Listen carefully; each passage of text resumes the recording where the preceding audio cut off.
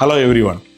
நம்ம எடுத்துக்கிற உணவில் தினமும் நீங்கள் எடுத்துக்கிற அன்றாட உணவில் புரதச்சத்தின் அளவு புரோட்டீன் சரியாக இருக்குதான்னு தெரிஞ்சுக்கிறது மிக அவசியம். அதற்காக இந்த பதிவு. அனைவருக்கும் 1 கிலோவுக்கு 1 கிராம் அளவுனால் சராசரியாக புரோட்டீன் எடுத்துக்கணும்.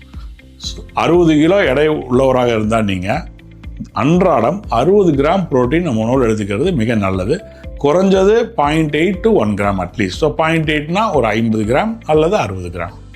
புரதத்தின் பணியை நம்ம உடம்புல இருக்கிற செல்களெல்லாம் நல்லபடியாக ஸ்ட்ராங்காக வச்சுக்கிறதும், இது building stone of our body, building protein. இது நம்ம உணவில் சைவ அசைவ உணவு எல்லாத்துலேயும் இருக்குது.